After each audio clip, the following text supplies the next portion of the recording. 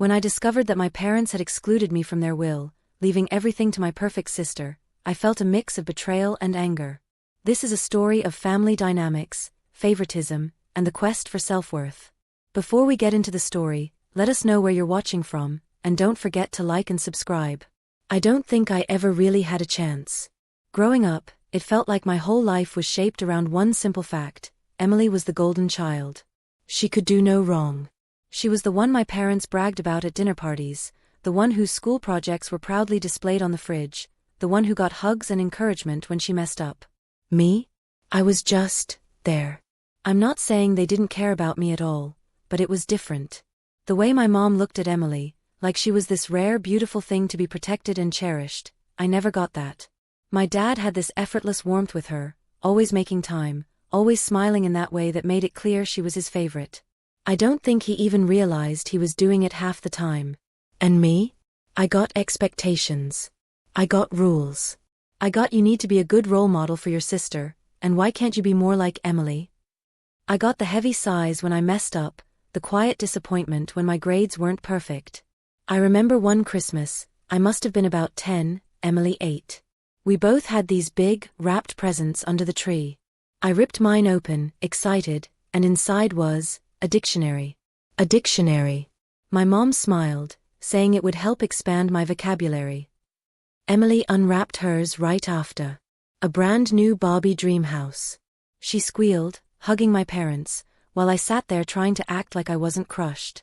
I remember gripping the book, my hands sweating, forcing out a thank you while my stomach twisted. My mom ruffled my hair like I was a puppy that had done a trick. "That's my smart boy," she said, already turning back to Emily, who was busy setting up plastic furniture in her dollhouse. That was how it always went. Emily was talented, at least, that's what my parents said. She was a natural at piano, while I had to struggle through every lesson. She was graceful and elegant in ballet. I quit soccer after one season because I wasn't good at it. But even when I did well, even when I put in the work, it never seemed to matter as much. I got straight A's in high school. You'd think that would be worth something, right? My parents barely reacted, just a quick good job before moving on. Meanwhile, Emily got a participation trophy in a middle school art competition, and they practically threw her a parade. She could fail and be comforted. I had to succeed just to be acknowledged. By the time I was a teenager, I stopped trying to impress them. What was the point? Instead, I poured myself into my own world, video games, designing little animations on my computer, making things that felt like mine. I taught myself graphic design, spent hours on my laptop tinkering with Photoshop, creating things that made sense to me even if my parents didn't understand it. "You spend too much time on that computer," my mom would say, shaking her head. "Emily actually does things." Yeah, okay. When I got accepted into a good college for design, I thought maybe they'd be proud. That I'd finally done something that mattered. But my dad just said, "So, art school?" Like it was a joke. Like I was throwing my life away. Emily, of course, went to a real university, some fancy business program my parents were thrilled about. By the time I graduated and moved to Chicago, I had learned to stop expecting anything from them. I built my life the way I wanted, made my own friends, worked my way up in a small design firm. It wasn't easy, but at least it was mine. I visited home a few times a year, mostly out of obligation. Every time, it was the same. My parents would ask about work, then quickly lose interest. But Emily? She was always the center of attention. "She just got a promotion at work," my mom would say proudly, beaming at her like she'd cured cancer. "She's doing so well." I'd sip my coffee, force a smile. "That's great." I don't even think they realized how much it hurt. How much it stung to be an afterthought in my own family. But nothing, not the years of favoritism, not the endless comparisons, could have prepared me for what happened after they died. I was at work when I got the call. My phone buzzed on my desk, and I almost didn't pick up. It was Emily. She never called unless it was something big. A weird, cold feeling settled in my stomach before I even answered. "Hey," I said, already bracing myself. She was crying. "Alex, Mom and Dad, there was an accident." My chest tightened. "They're gone." I don't remember much after that. Just that kind of dizzy, out-of-body feeling, like the world had shifted and I was standing in the wrong version of it. One second, I was designing a client's logo, thinking about what I'd make for dinner. The next, my parents were dead. I flew home the next morning. The house was the same. Too much the same. Walking in, I half expected to hear my mom in the kitchen, my dad watching TV, both of them acting like I was a guest instead of their son. But the silence stretched thick, pressing against my chest. Emily was already there, sitting at the kitchen table. Her eyes were red, her face puffy. She looked up at me, and for a second, I saw the little sister I used to know, the one who used to follow me around, who begged me to build Lego houses with her. She sniffled. Hey. I sat down across from her. We didn't hug. The next few days were a blur. The funeral, the condolences, the family members I hadn't seen in years patting my shoulder, telling me how sorry they were. I nodded, thanked them, went through the motions. I didn't cry. I thought I would, but I didn't. I don't know if it was shock, or if some part of me had already been grieving my parents for years. After the funeral, we met with the lawyer. That's when everything cracked open. The office was quiet, the kind of place where you could hear the clock ticking. The lawyer, a middle-aged guy with tired eyes, cleared his throat and started reading the will. And then just like that, my name wasn't there. I sat there waiting, expecting to hear something, anything about me. Some kind of explanation. It never came. Everything. The house. The savings. My dad's car. The retirement accounts. Every single thing they owned went to Emily. Nothing for me. Not even a token gesture. Not even my mom's stupid dictionary. I didn't move. I barely breathed. Emily shifted in her seat, her hands gripping the armrests like she was bracing for an earthquake. I turned to the lawyer. There has to be a mistake. My voice sounded weird. Distant. He adjusted his glasses. I understand this is difficult, but your parents were very clear in their wishes. I laughed, sharp and humorless. Right. Because they were always so fair, weren't they? Emily exhaled, looking like she wanted to shrink into the chair. I stood up. I need air. I walked out before I could say something I'd regret. The cold hit me as I stepped outside. My hands were shaking. I pressed them against my face, trying to breathe, trying to shove down the anger clawing its way up my throat. This was it. The final proof of what I'd always known. I never mattered to them. Emily came out a few minutes later. She hesitated, then sat next to me on the bench. I didn't know, she said softly. I swear, Alex. I didn't know they'd do this. I turned to her, searching her face. She looked guilty. Maybe even a little scared. I wanted to believe her. But I didn't. Not really. Because deep down I knew. She had always been the favorite. And now, even in death, they had chosen her over me. I didn't go back to the house that night. Instead, I checked into a cheap motel on the outskirts of town, the kind with flickering neon signs and vending machines that only took cash. I lay on the stiff mattress, staring at the ceiling, running over everything in my head. It didn't make sense. Not just the will, I mean yeah, that was a punch to the gut, but the why of it. Why leave me out completely? Not even a mention, not even a half-hearted, we leave Alex the family photo albums. They had erased me. I didn't sleep much. My mind wouldn't shut off. I kept picturing my mom and dad sitting in some lawyer's office, signing the papers, making the conscious decision to cut me out of their lives even after they were gone. At some point, anger took over. I needed answers. The next morning, I went back to the lawyer's office. He looked surprised to see me, but he gestured for me to sit down. Mr. Thompson, he started, adjusting his glasses. I assume this is about the will. Yeah. I leaned forward. Why? Why would they do this? He hesitated. Your parents didn't discuss their reasoning with me, but their wishes were very clear. I clenched my fists. So what, they just decided I didn't exist? The lawyer sighed, flipping through some papers. I can't speculate on their motivations, but I can tell you they updated their will about 5 years ago. Before that, things were split more evenly. 5 years ago. That was around the time I moved to Chicago. I swallowed. Did they say anything? When they made the change? He hesitated again. Not much. Your father mentioned something about knowing what's best for the family. That hit me like a slap. I stood up. Right. Thanks for nothing. I walked out before he could respond.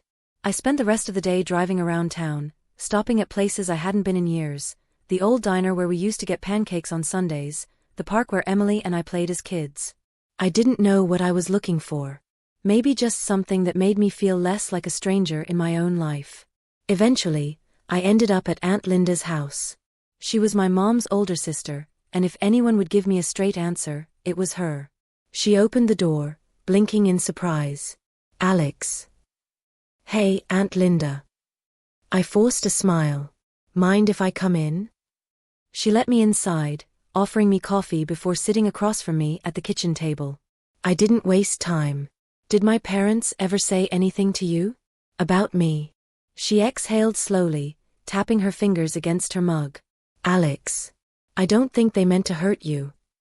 I scoffed. Well, they sure as hell didn't try not to. She hesitated, then sighed. Your mom worried about you. She thought you were pulling away from the family. I frowned. Pulling away?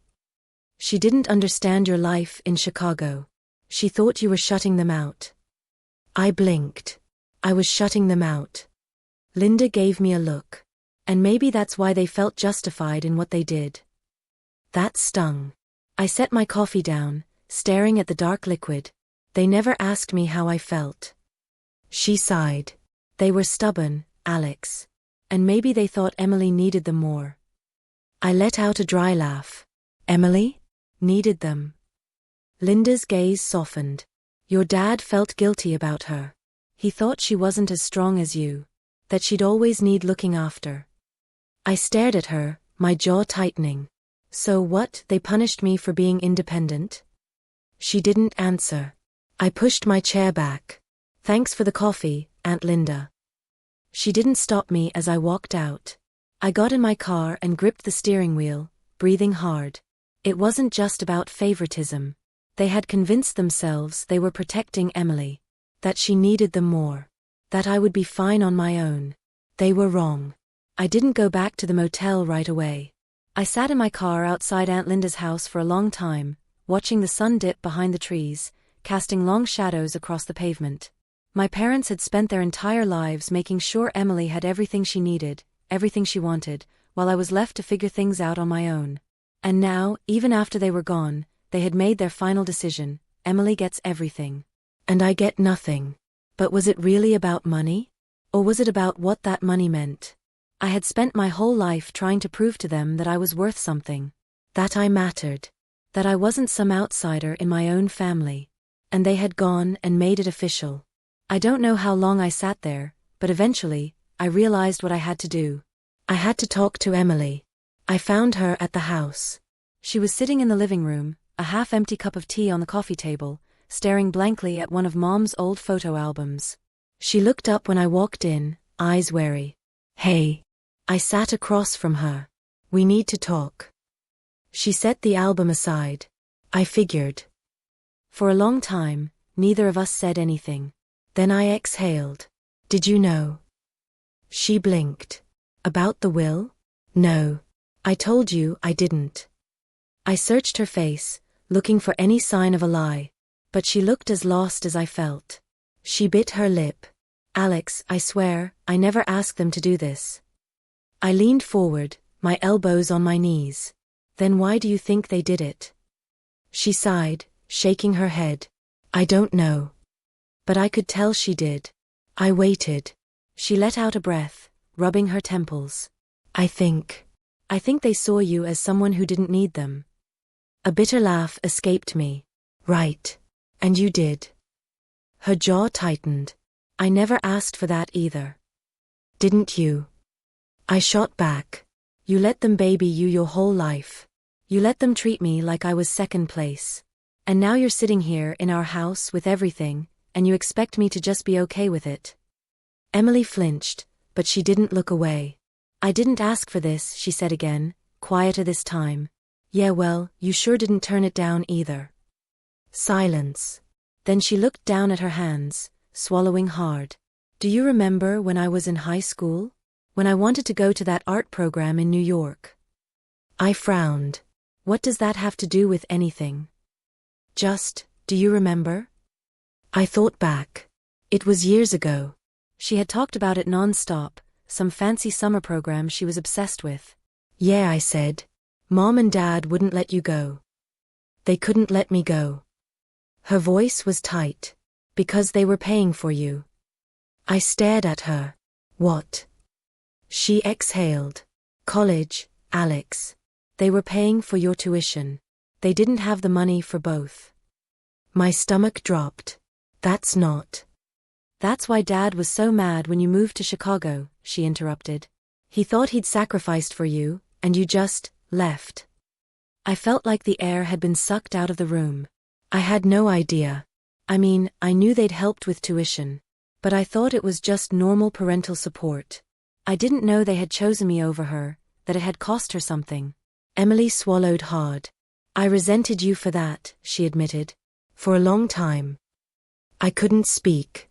She shook her head. But I never wanted this, Alex. I never wanted them to shut you out. I sat back, trying to process.